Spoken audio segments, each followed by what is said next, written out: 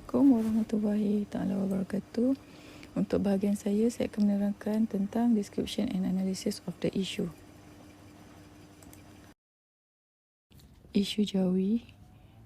Bekas Menteri Pendidikan Malaysia, Dr. Mazli Malik pernah memberi pencerahan mengenai isu tulisan Jawi dan Senihat dalam mata pelajaran Bahasa Melayu di Sekolah Jenis Kebangsaan SJK Cina dan Tamil.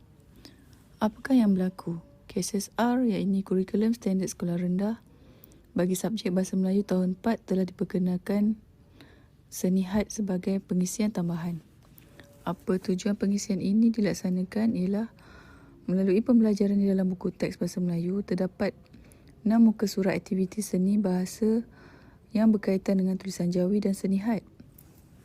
Perancangan pengenalan tulisan had ini telah dilaksanakan melalui semakan semula KSSR sejak tahun 2014 melibatkan semua sekolah kebangsaan iaitu SK dan SJK, tetapi tiada pentaksiran dijalankan terhadap pembelajaran ini. Jawi bermaksud menurut Wikimedia, Jawi adalah sistem tulisan yang digunakan untuk menulis dalam bahasa Melayu dan beberapa bahasa lain di Asia Tenggara yang digunakan seperti di Aceh, Banjar, Kerinci, Minangkabau dan Tausung.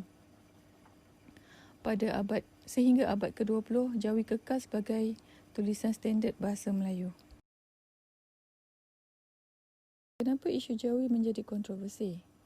Isu ini telah menimbulkan ketegangan di kalangan para pendidik, pegawai sekolah dan juga orang ramai apabila Menteri Pendidikan mengumumkan rancangan untuk memperkenalkan tulisan Jawi pada peringkat asas iaitu untuk murid sekolah tahun 4 pada tahun 2019. Pada awalnya, Menteri Pendidikan memperkenalkan tulisan Jawi ini telah ditentang oleh pelbagai kelompok pendidikan. Setiausaha Agong Dong Zong Eng Chai Heng menjelaskan bahawa masyarakat minoriti tidak mempunyai masalah untuk mempelajari tulisan Jawi kerana ianya telah diperkenalkan dalam pelajaran sejarah dalam konteks pelbagai budaya. Bagi Dong Zong, mereka telah menerima pelajaran sejarah tahun 5 yang ada di dalamnya merangkumi konteks kaligrafi Jawi, Cina dan Tamil yang berbilang kaum dan budaya. Dan ia diperkenalkan selama bertahun-tahun.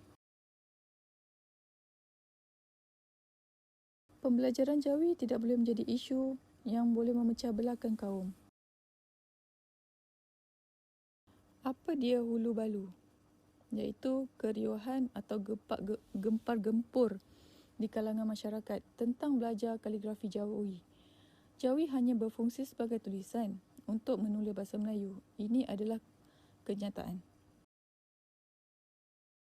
Menurut artikel Islamic Education System and Muslim Identity in Southeast Asia, sebelum kedatangan Islam ke Pulau Melayu, bahasa Melayu dulunya ditulis dalam bentuk Palava, Kawi dan Rencong.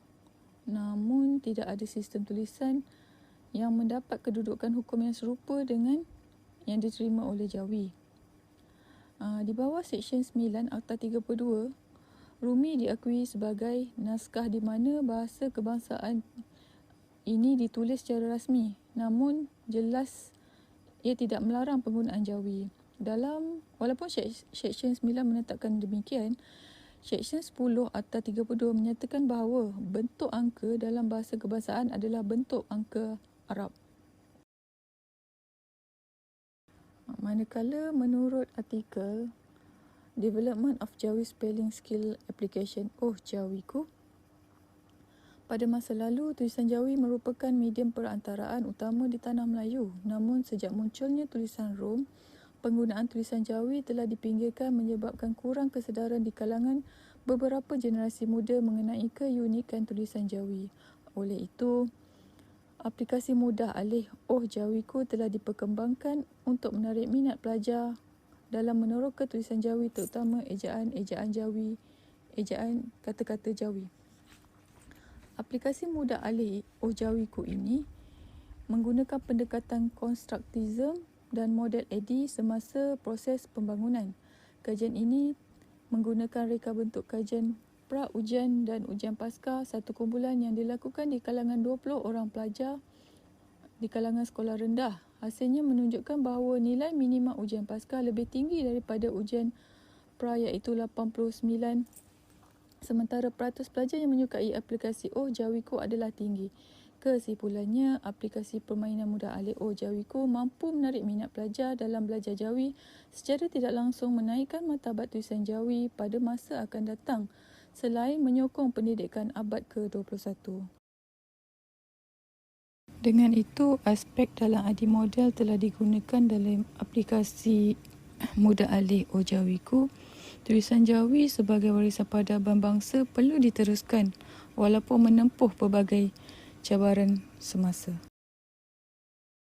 Dapat 5 peringkat adi model iaitu Analysis, Design, Development, Implement and Evaluation, iaitu analisis, reka bentuk, pembangunan, pelaksanaan dan penilaian. Dalam langkah ini, pembangunan perisian perlu mengenal pasti masalah yang dihadapi dan cara menyelesaikan masalah boleh dikenal pasti melalui temu bual, pemerhatian, tinjauan, soal sidik dan sebagainya. Sekian, terima kasih dari saya. Belajar untuk hidup, hidup untuk belajar.